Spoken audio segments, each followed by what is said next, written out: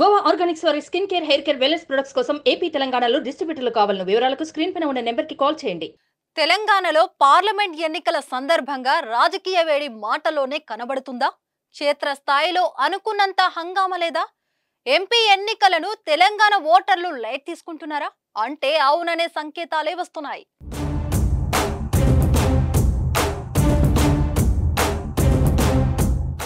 ఎన్నికలు అనగానే సిటీ పట్టణాల కంటే పల్లెల్లోనే రాజకీయ కోలాహలం ఎక్కువగా ఉంటుంది. కానీ ప్రస్తుతం ఎంపీ ఎన్నికల పోలింగ్ సమయం గంటల్లోనే ఉంది. అయినా గ్రామాల్లో ఎన్నికల జోష్ కనబడటం లేదు. ప్రచార ఆర్భాటం లేదు, మైకుల హోరు లేదు, నాయకుల పర్యటనలు లేవు, కార్యకర్తల ఊపు కనిపించడం లేదు, ఎక్కువ మంది ఎన్నికల ఊసే ఎత్తడం లేదు. ఔత్సాహికులైన ఓటర్లు మాత్రం ఏంద్రా నాయనా ఒక్కడూ పత్తాలేడు, ఓట్లు దగ్గరికి వస్తున్నా ఎవడు పలకరించడం లేదు అనుకుంటున్నారు. మామూలుగా అయితే అసెంబ్లీ ఎన్నికలకు గాని, పంచాయతీ ప్రాదేశిక ఎన్నికలకు గాని గ్రామాల్లో ఉండే హడావుడి మామూలుగా ఉండదు. నోటిఫికేషన్ నాటి నుంచే రాజకీయ వాతావరణం పూర్తిగా మారిపోతుంది. ఓటర్ను ప్రసన్నం చేసుకునేందుకు నాయకులు పడని పాటలు ఉండవు. నిత్యం ఓటర్కు ఏదో రూపంలో టచ్ లో ఉంటారు. గ్రామాల్లో మద్యం ఏరులై పారుతుంది. ఓట్లు కొనేందుకు నాయకులు పడే తాపత్రయం అంతా ఇంత కాదు. అటు నాయకులు, కార్యకర్తలు, ఇటు ఓటర్లు అంతా ఫుల్ జోష్ లో ఉంటారు. ఏ ఓటర్ను ఎలా మభ్య పెట్టాలి, ఎలా ఓట్లు వేయించుకోవాలని పలు రకాలుగా మభ్య పెట్టేందుకు చూస్తారు. అలా గడిచిన 20 ఏళ్ల నుంచి పోలింగ్ ఉందంటే చాలు పండగ చేసుకునేలా ఓటర్ను చెడగొట్టారు రాజకీయ నేతలు. ఇప్పుడు అలా అలవాటైన పల్లె ఓటర్ ఊర్లో ఎలాంటి హడావుడి లేకపోవడంతో ఉసురుమంటున్నారు. అసలు ఎందుకు ఊర్లలో ఎంపీ ఎన్నికల జోరు కనిపించడం లేదంటే కారణం లేకపోలేదు. అవేంటో ఒకసారి చూసినట్లయితే అసలు ఎన్నికలు అంటేనే డబ్బుల పండగగా మారిపోయాయి. ఎన్నికలు పోటీ చేయాలంటే దండిగా డబ్బులు ఉంటేనే సాధ్యమనే రోజులు వచ్చాయి.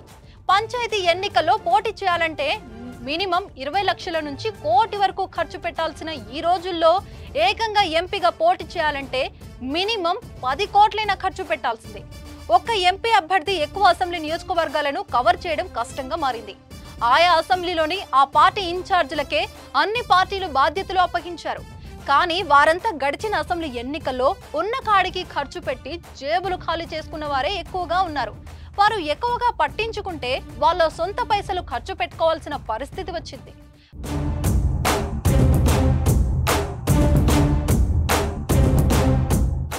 పార్టీల హైకమాండ్ నుంచి వచ్చే ఫండ్ నాయకుల పర్యటనలకు, మీటింగ్లకు సరిపోతుంది.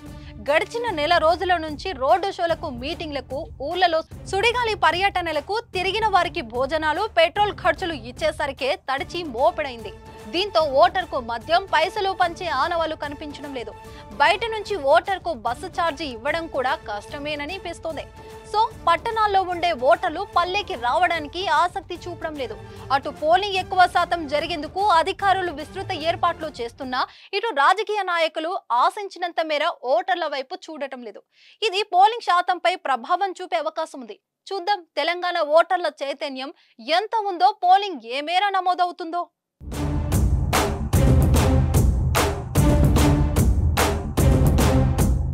సుమన్ టీవీలో మీ పర్సనల్ అండ్ బిజినెస్ ప్రమోషన్స్ కోసం కింది నెంబర్కి కాంటాక్ట్ చేయండి.